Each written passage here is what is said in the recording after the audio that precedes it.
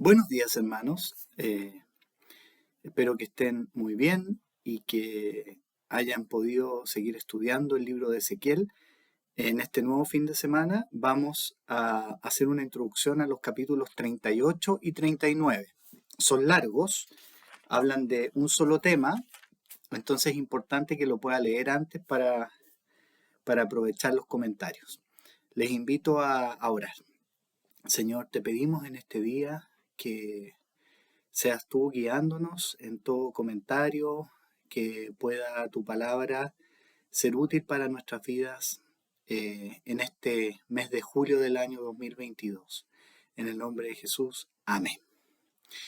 Bueno, ya nos acercamos al final del libro de Ezequiel y llegamos al capítulo 38 y 39. Podemos decir de que repasando un poquito, ¿no es cierto?, todo lo que era del 34 al 37, dijimos un verdadero evangelio, ¿no es cierto?, de Ezequiel, con las promesas de resurrección, de restauración que Dios le entrega a Ezequiel. Y, ¿no es cierto?, en ese clímax, en el 37, 24 al 28, donde dice incluso que, ¿no es cierto?, se restaurará un rey, ¿no es cierto?, que va a ser linaje de David, se cumplirá todas las ordenanzas, las leyes de Dios, se habitará en la tierra, ya, que le di a mi siervo Jacob, dice, habitarán, vivirán para siempre en paz, ¿no es cierto?, y yo estaré con ellos. Un ambiente de paz, de seguridad, y entonces, cuando uno va leyendo el libro, ¿no es cierto?, fíjense ahora 38 y 39, después de esta promesa de paz, de esta visión futura, de vivir con Dios, que la gloria de Dios no se iba a apartar más, ¿ya?, de su pueblo, de su presencia, vienen estos dos capítulos que quizás parecen un poco raros o no, ¿ya?, que habla de personajes, de unos nombres bien extraños, y fíjense que si ustedes observan, después, ¿ya? Y eso lo vamos a dejar para la próxima vez, capítulo 40 al 48, ¿ya? De nuevo, hacia el final del capítulo hay toda una unidad que es como un recorrido, podríamos decir, virtual, ¿ya?, por el templo, dice, del templo futuro, y una descripción pero súper detallada. Entonces, ¿por qué es importante 38 y 39 aquí entre medio? Vamos a ver por qué, ¿ya? Así que recuerden una cosa, recuerden porque el libro de Ezequiel lo hemos estado analizando desde marzo, estamos en julio ya, y es bastante largo. Y recuerden que entre los capítulos 25 y 32 hay, ¿no es cierto?, una serie de visiones respecto de pueblos enemigos de Israel, ¿ya? ¿Se acuerdan? Varios, que eran como todos los que rodeaban. Y ahí, si ustedes recuerdan, es bien preciso entre el 25 y el 32.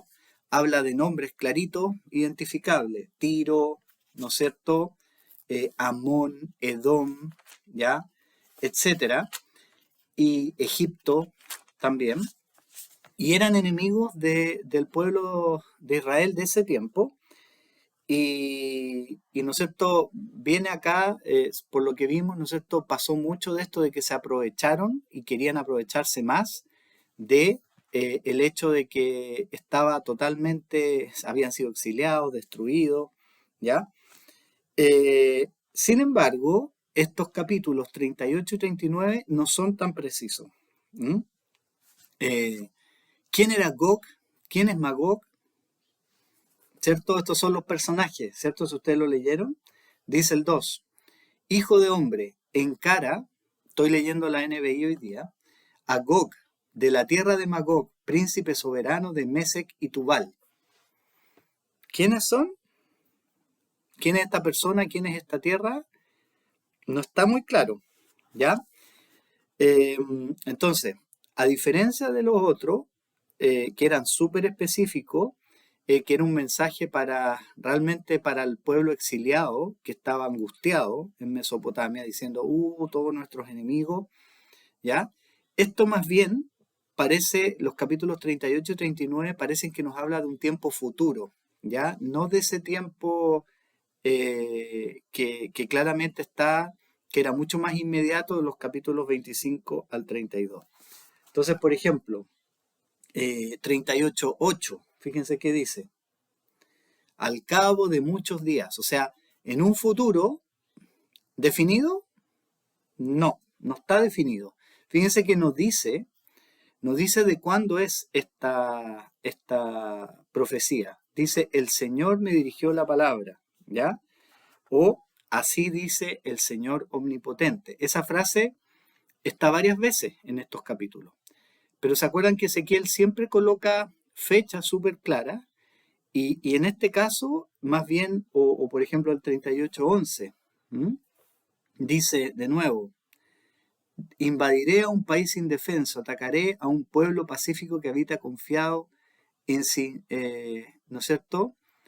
En aquel día, perdón, el 10, en aquel día, no está clara la fecha, ¿ya? Eh, y es en el futuro, sí, ¿cierto? Da la impresión, en tantos días más, pero es un poco indefinido, ¿ya?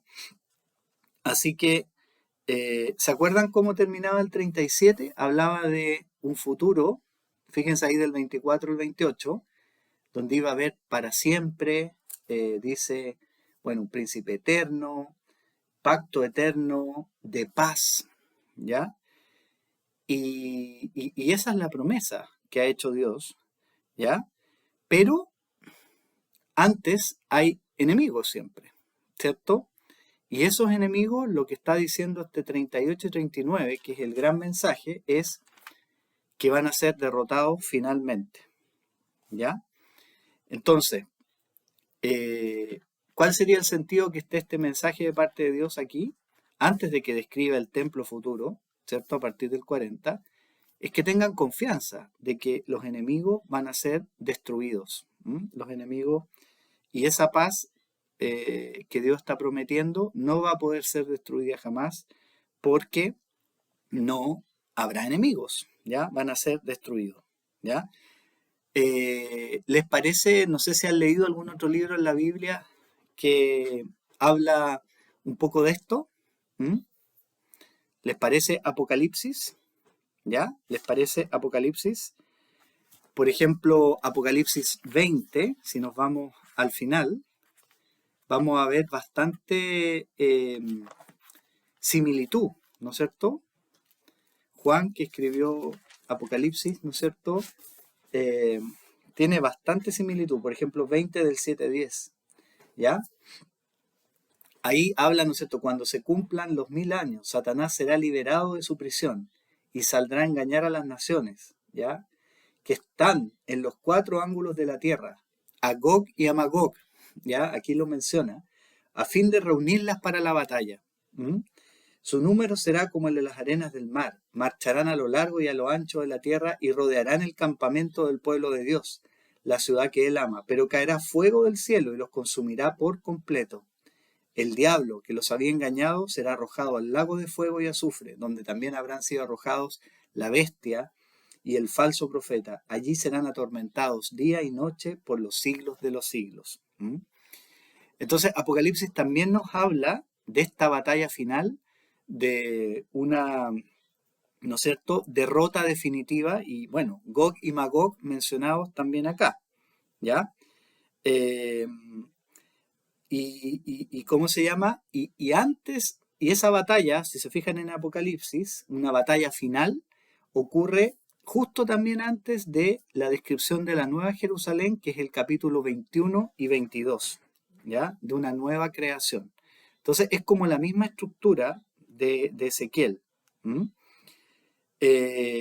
Así que, eh, como para tenerlo de referencia, ¿ya?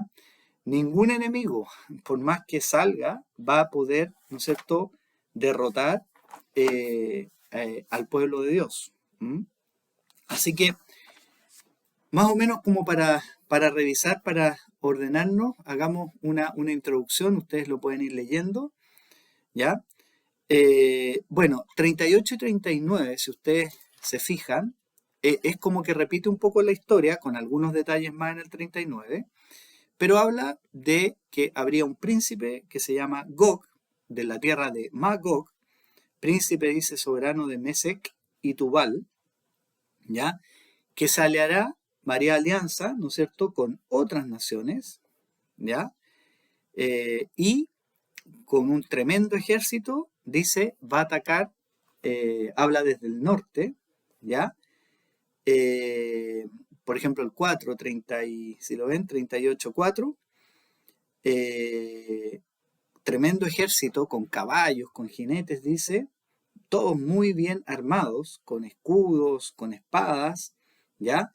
Y dice que aliados de ellos son los grandes imperios que iban a venir, ¿no es cierto? Persia desde el oriente, ¿ya? Recuerden, Persia fue el gran imperio que vino después de Babilonia. Etiopía, que es África, ¿no es cierto? Y Fut, ¿ya? Todos, dice, totalmente armados. Y también habla del lejano norte y un tremendo ataque. ¿Y cómo va a ser? ¿No es cierto? ¿Van a atacar a un pueblo que va a estar preparado para ese ataque o no?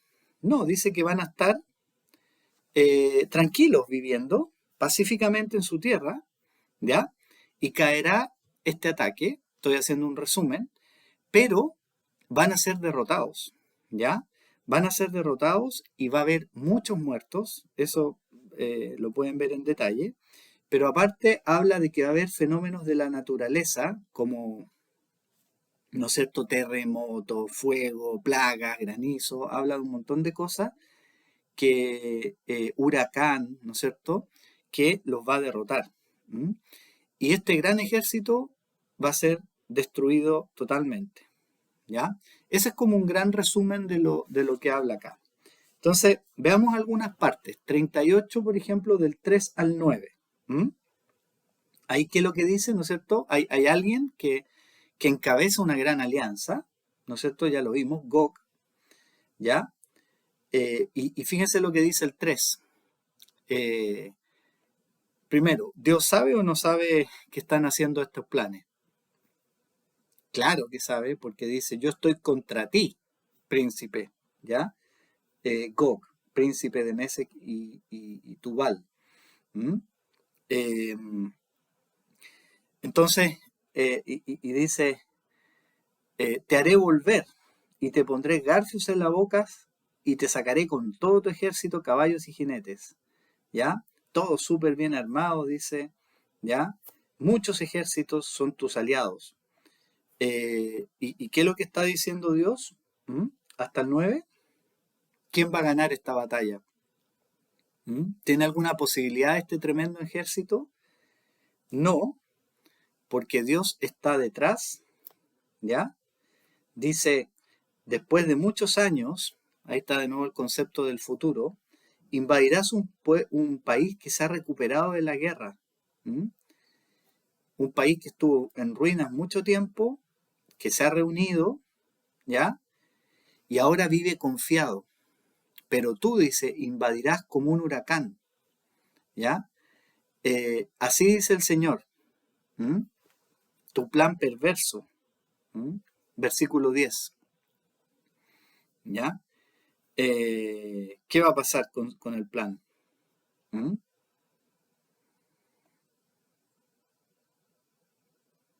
Atacaré un pueblo, ese era su plan, atacar a un pueblo indefenso, versículo 11, que está confiado, ¿ya? Y querían saquearlo, dice, me llevaré el botín, ¿ya? Es un pueblo rico, les voy a sacar todo, ¿no es cierto? A despojarlos, dice, de todo. Ese era el plan. Entonces, vimos primero una gran alianza, muchos pueblos, ¿ya? que va a ser en un futuro indeterminado, de aquí a muchos años, muchos días, no dice cuánto, ¿ya? Un futuro no especificado. Y ¿cómo es la intención detrás de este ataque?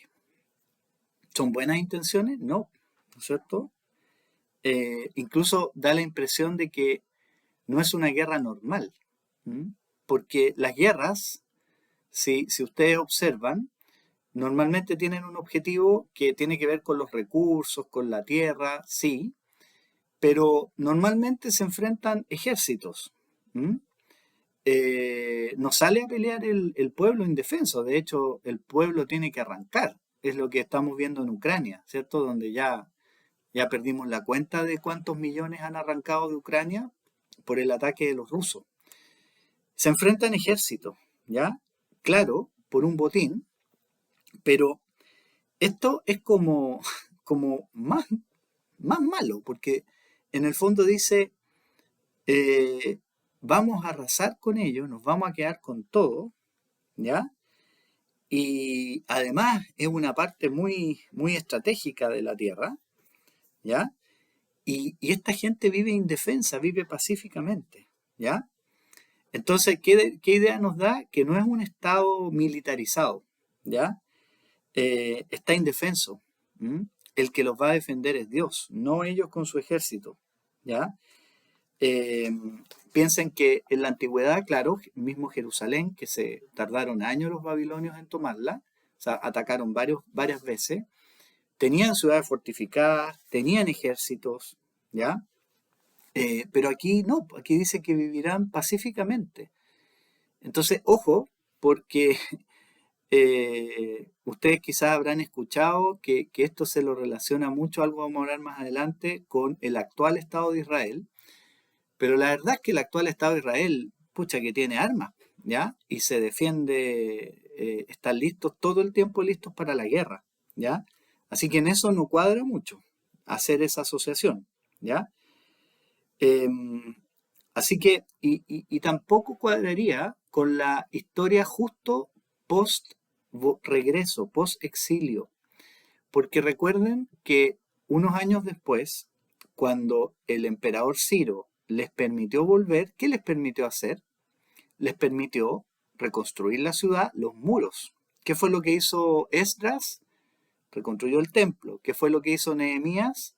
Reconstruyó los muros de la ciudad. ¿Mm? O sea, ellos volvieron a fortificar la ciudad, tuvieron su ejército. ¿Mm? En cambio acá, fíjense, el 11, eh, invadiré en los planes de este Gog, ¿no es cierto? Atacaré un pueblo pacífico que habita confiado en ciudades sin muros, puertas y cerrojos, ¿ya? Y bueno, los saquearé, ¿ya? Así que tampoco cuadra con el tiempo que ellos volvieron, porque la verdad es que sí, como cualquier otro país, estado, se armaron, ¿ya? Para defenderse. Entonces, seguimos pensando que la interpretación más correcta de esta profecía es algo en el futuro, ¿ya? Y de hecho no es algo tan literal, sino que es algo que representa varias otras cosas, ¿ya?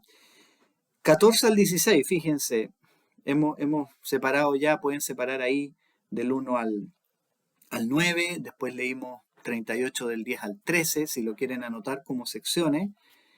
14 al 16. ¿M? ¿Qué es lo que pasa acá? ¿M? Dice, vendrás, viene la invasión, ¿no es cierto? Desde el lejano norte, desde el lugar donde habitas, junto con muchos otros pueblos numerosos, montados a caballo, ¿ya? Y en el último día dice, en los últimos días, perdón, o sea, de nuevo, nos está diciendo algo que no está claro en el tiempo cuándo va a pasar, cubrirás el país. ¿Mm? Fíjense la mano de Dios detrás, ahí en el 16. Yo haré que tú, Gog, vengas contra mi tierra para que las naciones me conozcan y para que por medio de ti mi santidad se manifieste ante todos ellos. ¿Se acuerdan lo que hemos estado hablando en las últimas sesiones, los últimos capítulos? Que ¿cuál es el propósito de Dios detrás de todo esto? restaurar su gloria, ¿cierto? Que todas las naciones lo reconozcan.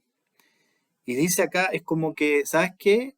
Como que casi Dios los incita a hacerlo, ¿ya? Pero, dice, o en otras palabras, permite que lo hagan, ¿ya? Pero Dios mismo va a estar defendiendo a su pueblo, ¿ya? Y va a venir la derrota. ¿Mm? ¿Por qué? Porque, ¿no es cierto? Dios quiere que las naciones le conozcan y su santidad sea manifiesta ante todos ellos. ¿Mm? Hay casos antes en la historia. Bueno, uno antes y uno después. ¿Ya? Por ejemplo, que ¿se acuerdan de Faraón? ¿Ya? Éxodo 9:16. ¿Mm? El imperio egipcio, muy, muy poderoso, que tenía de esclavo al pueblo, a los descendientes de Jacob, al pueblo de Israel. ¿Mm? Y Dios manda, ¿no es cierto?, plagas a través de Moisés. Le dice al faraón, oye, libera a mi pueblo. No, no quiero. Ok, vamos con las plagas. Y ustedes pueden ver ahí capítulo 9, capítulo 10 de Éxodo. ¿Ya? Vamos a leer el 9:16. Dice, pero te he dejado con vida después de la plaga de granizo. ¿Ya? Y precisamente para mostrarte mi poder y para que mi nombre sea proclamado por toda la tierra. ¿Ya? Tú, sin embargo, sigues enfrentándote a mi pueblo y no quieres dejarlo ir. Son palabras para Faraón. ¿Ya? ¿Para qué lo ha hecho Dios? ¿No es cierto? Sin matarlo, para que reconozca el poder y para que su nombre sea proclamado en toda la tierra. Entonces Dios también hizo eso al liberar al pueblo de Israel de Egipto. ¿No es cierto? Era su objetivo. ¿Ya? Eh, Fíjense qué es lo que dice eh, Isaías 45, 5 al 6. Isaías 45, 5 al 6. Un poco antes que Ezequiel, que a él también ya le tocó profetizar. Fíjense el 45:1. Así dice el Señor a Ciro su ungido. ¿Cómo su ungido? A quien tomó de la mano derecha para someter a su dominio las naciones y despojar de su armadura a los reyes, para abrir a su paso las puertas y dejar abiertas las entradas. Marcharé al frente de ti y allanaré las montañas, haré pedazos las puertas de bronce y cortaré los cerrojos de hierro, te daré los tesoros de las tinieblas y las riquezas guardadas en lugares secretos, para que sepas que yo soy el Señor, el Dios de Israel que te llama por tu nombre. Un instrumento de Dios, ¿ya? Por causa de Jacob mi siervo, de Israel mi escogido, te llamo por tu nombre y te confiero un título de honor, aunque tú no me conoces, dice. Yo soy el Señor y no hay otro. Fuera de mí no hay ningún Dios. Aunque tú no me conoces, te fortaleceré, para que sepan de oriente a occidente que no hay ningún otro fuera de mí. Yo soy el Señor y no hay ningún otro. ¿A quién le está hablando? A Ciro. Ciro, persa, ¿no es cierto?, iba a ser el emperador unos pocos años después que está escribiendo Ezequiel, que iba a permitir que el pueblo de Israel volviera. Entonces Dios está diciendo que lo va a usar, ¿ya? Para sus propósitos, y el propósito principal es que conozca su nombre, le conozcan y todos también vean su gloria en el mundo, ¿ya? Así que ese propósito de Dios se sigue repitiendo.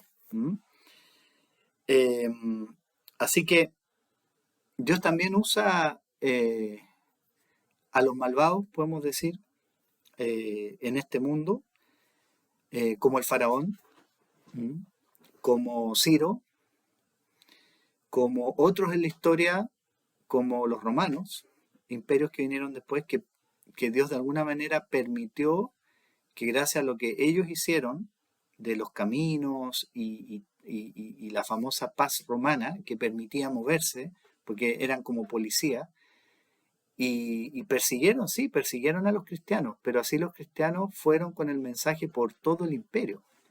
¿Mm? Así que Dios usa todas las circunstancias. Piense quizá en algún líder malo, terrible de nuestros días. ¿Mm? Eh, no voy a dar nombres, ¿ya? Pero yo creo que pueden pensar, ¿ya? Y se les va a ocurrir más de uno. ¿Mm? Eh, Volvemos a Ezequiel 38. Siguiente sección, 17 al 23. ¿Mm? ¿Cuáles son las buenas noticias? ¿Mm? ¿Cuáles son las buenas noticias que hay aquí? Y dice incluso que Dios las dio a conocer a través de otros profetas. ¿Ya? Cuando Gog ataque, ¿qué va a pasar? Dice el 19. Bueno, resumen, Dios va a intervenir personalmente aquí, ¿no es cierto? Me dice, en el ardor de mi ira va a haber un gran terremoto, dice. ¿Mm? Ante mí temblarán todos, las aves, los peces, las bestias, la gente. ¿Mm? Todo se vendrá abajo. ¿Mm? Yo juzgaré a Gog con peste, dice, con sangre, lluvias torrenciales, granizo, fuego y azufre, todo eso caerá, ¿ya? Así que Dios tiene todas estas herramientas para actuar de la misma naturaleza, ¿ya? Así que no solamente que toda la historia, lo que nos ha dicho Dios a través de Ezequiel, está en manos de Dios, sino que además en este caso hay una derrota asegurada de Gog, de todos estos enemigos del pueblo de Dios, de todos los enemigos de Dios. Así que dice, de esta manera el 23, mostraré, ¿no es cierto?, mi grandeza y mi santidad y la daré a conocer ante muchas naciones y sabrán que yo soy Jehová. Nada lo puede pillar de sorpresa a Dios. Quizás este pueblo que vive confiado, que describe acá, de repente van a ver el ataque, pero a Dios no lo pillan de sorpresa. ¿Mm? Eh, Así que todo este lenguaje, se fijan, de los elementos de la naturaleza actuando, ¿ya? También eso nos hace, es más de cómo está redactada, cómo está dado esta profecía, podemos decirlo. Recuerda a las 10 plagas, ¿ya? Con que Dios sacó al pueblo de Egipto, ¿ya? Habla de pestes, ¿no es cierto? De granizo, ¿se acuerdan que leímos un poco ahí? También recuerda a Sodoma y a Gomorra, que fueron destruidos con fuego y azufre. ¿Mm? Pero acá está hablando, la diferencia podemos decir es que habla de una destrucción definitiva de los enemigos, ¿ya? Una destrucción definitiva de los enemigos de Dios. Así que, de nuevo, ¿quién es este Gog? Nos seguimos preguntando. No está claro, no está para nada claro. Hay profetas antes que han mencionado a otros enemigos del pueblo, como los asirios, anunciaron la venida de los asirios, como Isaías, por ejemplo, de los babilonios, que efectivamente destruyeron, ¿ya? Pero ¿se acuerdan? Siempre cuando leemos ahí esos profetas, o el mismo Ezequiel, hablan de que son agentes de Dios para el juicio sobre Israel, ¿ya? ¿Se acuerdan? Que Dios les ha mostrado que ellos han sido tan pecadores e incluso los pone como peores que Sodoma y Gomorra, ¿ya? Sin embargo,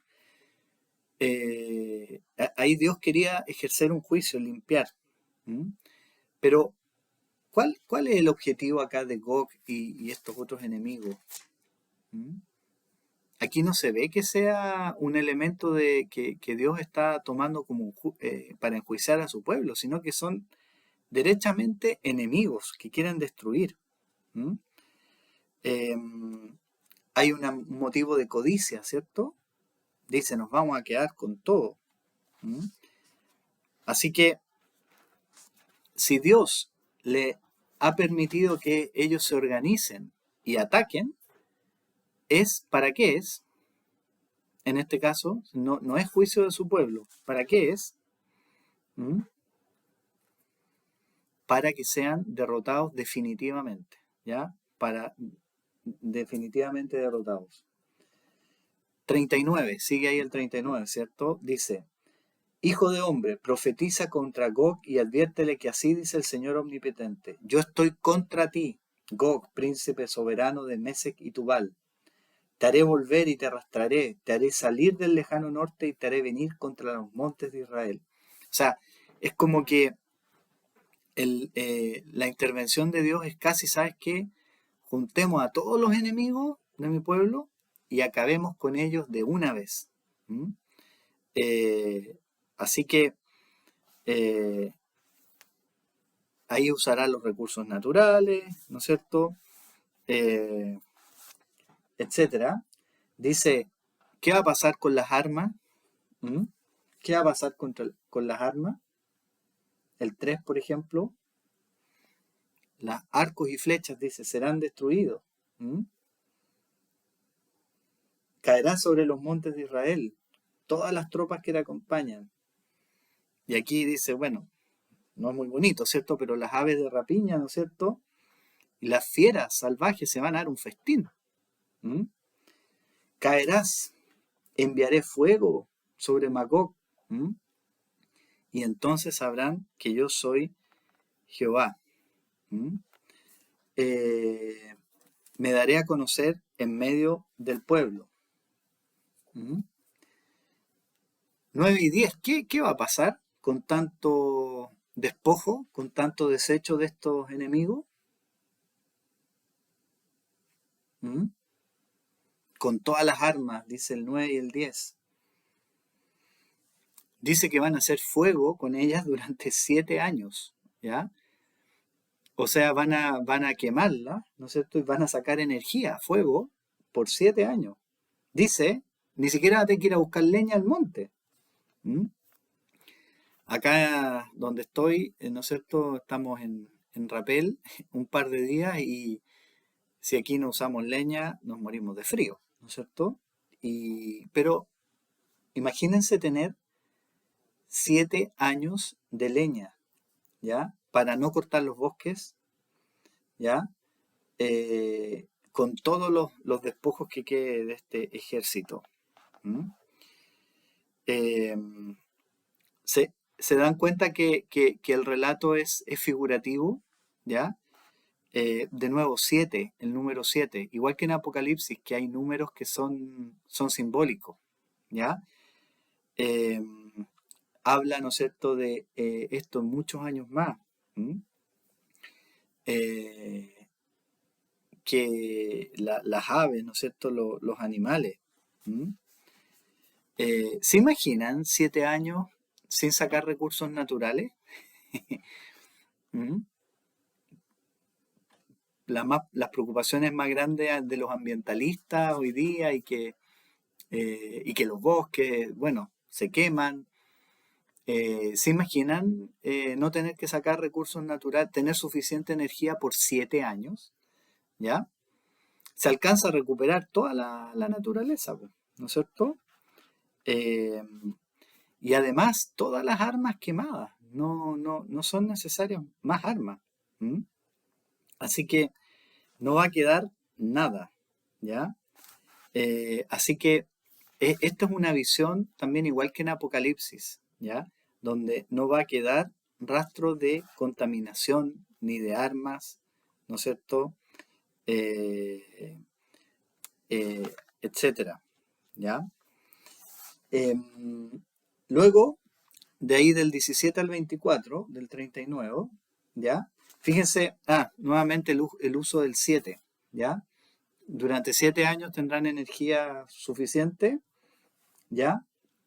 Eh, Va a haber un valle, ¿no es cierto?, donde se van a demorar, ¿ya? ¿Cuánto se van a demorar en enterrar a todos los muertos? Que, bueno, las aves y las fieras, ¿no es cierto? Dice, 7 meses. ¿Se imaginan enterrando gente durante 7 meses? ¿Ya? de nuevo, es mucho tiempo y de nuevo está el número 7, ¿ya? Un número simbólico, ¿ya? Y estarán purificando el país. ¿M? Así que, nuevamente el 17, así dice el Señor, omnipotente, hijo de hombre. Cuando vean esa frase es como que uno de ahí puede nuevamente hacer una sección, ¿no es cierto? Eh, leer esa sección. Es como el orden en que fue escrito, ya está como estructurado. Y del 17 al 24 tenemos una nueva sección, ¿ya? ¿Qué es lo que nos muestra? ¿Mm? Después de que tengan que enterrar, ¿no es cierto? Hacer, ¿ya? Fíjense el 17. ¿A quién está llamando Dios ahí? ¿Mm? A las fieras, dice. Fieras. Vengan, dice, este sacrificio que les ofrezco. ¿Mm? Coman carne, beban sangre, carne de poderosos guerreros y sangre de los príncipes de la tierra. ¿Mm? Voy a preparar este sacrificio. ¿Mm? Beberán hasta hartarse. ¿Mm? Se hartarán dice, vengan a mi mesa. O sea, de nuevo, una figurativo, ¿cierto? Se hartarán de caballos, de jinetes, de guerreros valientes, de toda clase de soldados. ¿Mm? Y hace este como sacrificio, ¿no es cierto? Preparado, este banquete preparado por Dios, ¿ya? Así que, de nuevo, es como imaginarse, ¿cierto? Estos animales sentados a una mesa, un banquete, de nuevo, es como algo figurativo, ¿cierto? ¿Mm? Y bueno, es más o menos fuerte la imagen, ¿cierto? Eh, Piensen lo fuerte que era para un Ezequiel que había sido educado como sacerdote, eh, que no podían ver a las personas, ¿no es cierto? El ser humano no podía comer animales inmundos. ¿M? Y, ¿no es cierto? Había todo un ritual para los sacrificios que eran solamente ciertos tipos de animales. Imagínense esto, es como todo lo contrario. Son animales inmundos comiéndose personas, ¿ya? Y ofrecidas por Dios, ¿ya? Así que acá cualquier, ¿no es cierto?, tabú se acaba. eh, y qué manera más fuerte, ¿no es cierto?, más clarita de que Dios dice, así quedan mis enemigos. ¿Mm? Incluso comer carne humana, eso sí que está prohibido, ¿no es cierto? Eh, Así que destrucción absoluta, ese es el mensaje de Dios, eh, de todos sus enemigos representados en este Gog, ¿ya? Eh, Así que ese es su objetivo, ¿no es cierto? Destruir definitivamente a los enemigos de Dios, a los enemigos del pueblo, ¿ya? Y que todas las naciones, ¿ya? Conozcan, ¿ya? Dice, yo manifestaré el 21, mi gloria entre las naciones, aquí todas las naciones, todas ellas verán cómo yo he juzgado y castigado, y a partir de ese día los israelitas sabrán que yo soy el Señor su Dios. Y sabrán las naciones que el pueblo de Israel fue al exilio por causa de sus iniquidades. No se olvida eso. Y porque me fueron infieles. Por eso les di la espalda, dice, y los entregué en manos de sus enemigos, y todos ellos cayeron a filo de espada. Los traté conforme a sus impurezas y rebeliones, y les volví la espalda. ¿Mm? Aparté el rostro. ¿Mm? Eh, Así que parte, ¿no es cierto?, de este reconocer eh, que Dios sea conocido, ¿no es cierto? Es todo esto que Dios va a permitir con esta destrucción. ¿Le permitió a los israelitas ser infieles y pasó por alto lo que ellos hicieron? No, ¿cierto? ¿Qué es lo que está diciendo acá? oye, quiero recordar que fueron castigados por sus rebeliones. ¿Mm? Les di la espalda. Así que aquí no hay ningún preferido, ¿no es cierto? Alguien que pueda, ¿no es cierto?, ser infiel a Dios. ¿Mm? Así que ellos habían sufrido, dice Dios, el exilio, la destrucción por causa de sus impurezas, por causa de sus iniquidades. ¿Ya? Y eso vale para todos nosotros. Nosotros no podemos sentirnos, yo soy hijo de Dios, entonces, no sé, Dios me va a permitir vivir en pecado, por ejemplo, me va a permitir serle infiel. ¿Mm? Eh, y no podemos tampoco sentirnos superiores frente a ninguna otra persona, ¿ya? Que moralmente, por ejemplo, y que digamos, no, esos son, Dios los va a destruir, ¿ya? Yo creo que hay que tener harto cuidado cuando pensamos como nosotros en venganza o, ¿ya? Es Dios el que acaba con sus enemigos, no nosotros. Nosotros no tenemos ninguna superioridad, como tampoco la tenían los israelitas, porque habían pecado, habían sido infieles. Nosotros tampoco podemos sentirnos superiores a otras personas y alegrarnos con la destrucción, ¿ya?, de los impíos. Pero sí es Dios el que va a intervenir y lo va a hacer. ¿Mm? Bueno, y la última sección del 25 al 29, recuerden, así dice, por eso así dice el Señor Omnipotente. ¿Ya? ¿Qué va a pasar ahora? Así como Dios les había dado la espalda o les había quitado el rostro, dice, ¿qué va a pasar? 25. ¿Mm? Tendré compasión, dice, de todo el pueblo. ¿Mm? ¿Si va a acabar el pueblo en Babilonia? ¿Iban a terminar sus días? No. ¿Ya? Eh, el futuro de su pueblo, dice Dios, está asegurado en su compasión. ¿Mm? Cuando habiten tranquilos en su tierra, sin que nadie los perturbe, ¿no es cierto? Olvidarán su vergüenza y todas las infidelidades que cometieron contra mí. ¿Mm? Eh, Tendré misericordia. Ahora cambia, ¿no es cierto?, el mensaje. Tendré misericordia, ¿ya? Del pueblo. ¿Mm? En general, antes a Ezequiel le había tocado decir lo contrario, ¿no es cierto? ¿Mm? Le había tocado decir lo contrario, pero Dios termina diciendo, tendré misericordia. ¿Mm? Sabrán, 28, yo soy el Señor su Dios, quien los envió al exilio entre las naciones, pero que después volvió a reunirlos en su propia tierra sin dejar a nadie atrás. ¿Qué dice el 29? Ya no volveré a darles la espalda, pues derramaré mi espíritu sobre Israel.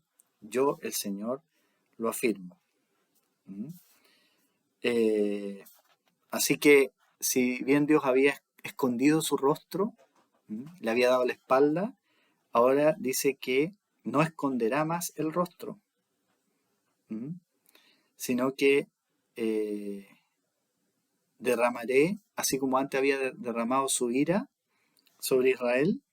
¿Ya? Hay varias citas en el mismo Ezequiel. Ezequiel 7:8, 9:8, 20:8, capítulos 13, 21, 33. O sea, está lleno de referencias donde dice Dios que va a derramar su ira sobre Israel. Pero ahora, ¿qué es lo que va a derramar? Según el 29, va a derramar su espíritu. Su espíritu. O sea, todo no va a esconder y al contrario, su presencia va a estar con su pueblo. ¿Mm? Y eso es la antesala de la descripción que va a venir del 40 al 48. En el Antiguo Testamento, esta no es la única vez que aparece esto de esta promesa de Dios que va a derramar su espíritu. ¿Mm? No los vamos a buscar ahora, pero se los doy. Hay uno sobre todo que es muy conocido, pero son 4 profetas, ¿no es cierto? Isaías, puedes leer Isaías 32, 15 al 16. ¿Mm? pueden leer Joel 2, 28 al 32. ¿Mm? Y Zacarías 12, 10. ¿Mm? Y en el día de Pentecostés, Pedro cita a Joel, uno de estos pasajes, ¿ya? Pero no son los únicos, como pueden ver, Ezequiel, Isaías, ¿ya? Isaías en dos partes también, les mencioné solo Isaías 32, 15 al 16, pero también en Isaías 44, 3 al 5. Profeta Zacarías y profeta Joel. ¿Mm? Así que esa es como la inauguración, podemos decir, de la nueva era cristiana de la iglesia.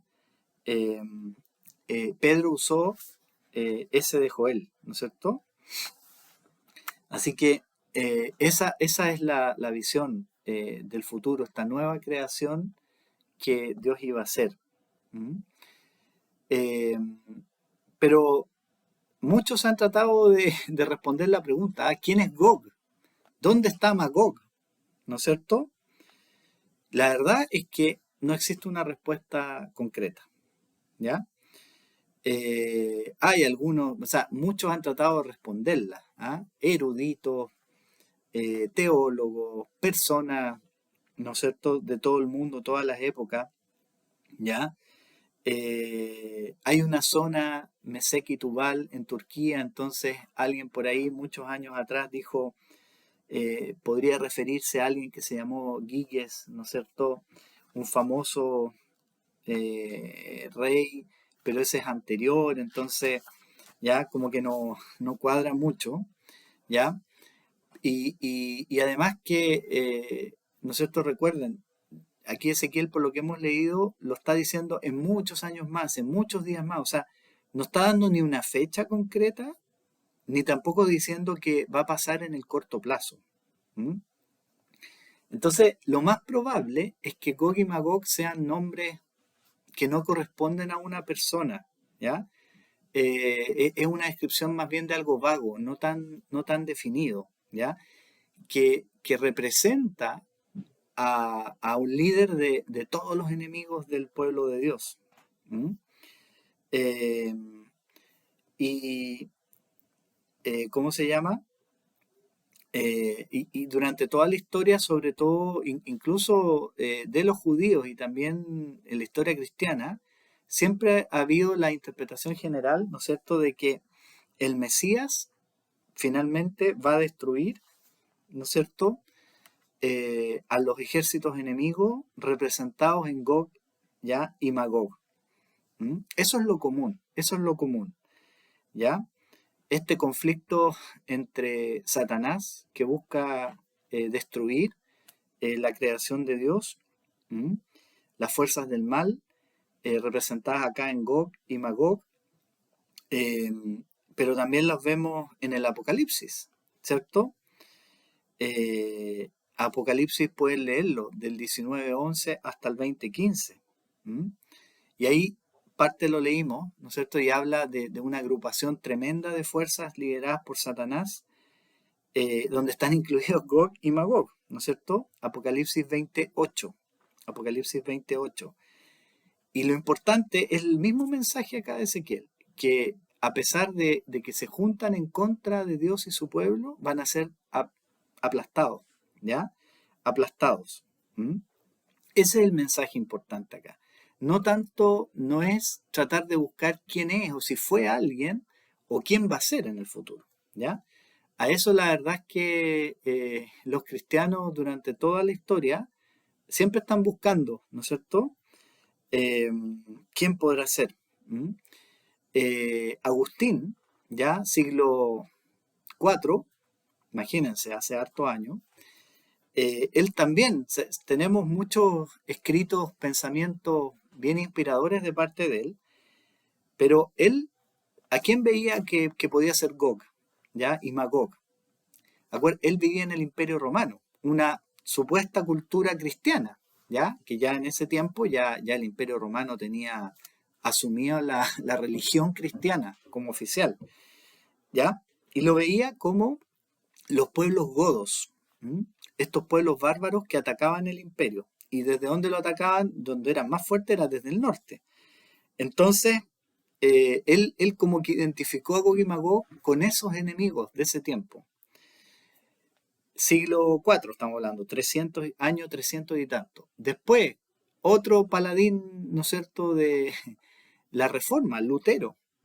De nuevo, también le debemos mucho a Lutero, pero él también identificó a Gog y Magog con los turcos, ya que eran muy temibles en ese tiempo.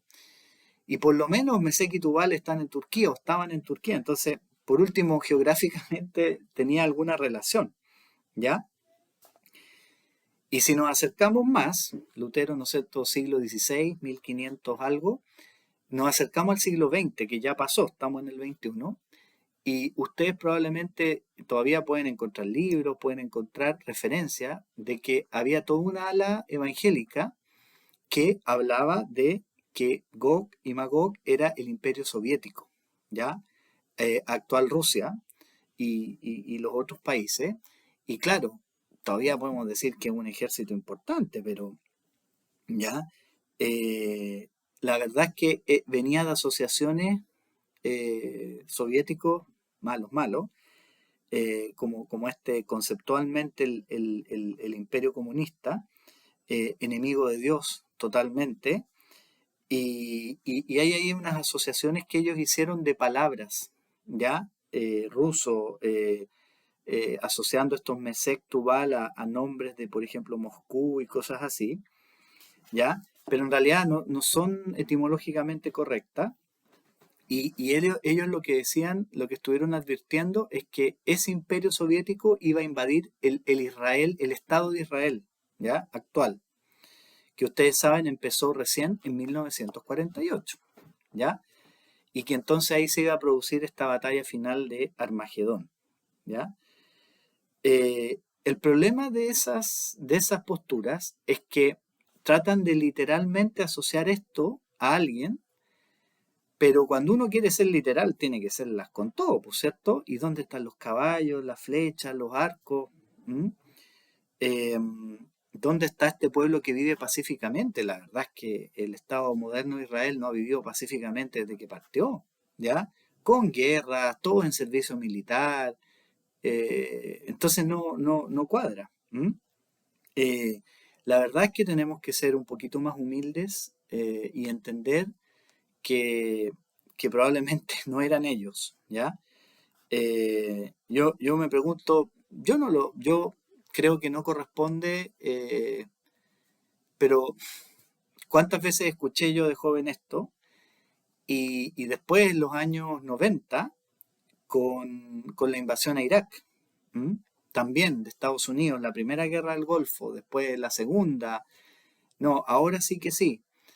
Entonces, la verdad es que enemigos del pueblo de Dios, ¿m? Enemigos de Dios, de todos sus hijos que vivimos en todas partes del mundo, ha habido siempre y va a seguir existiendo.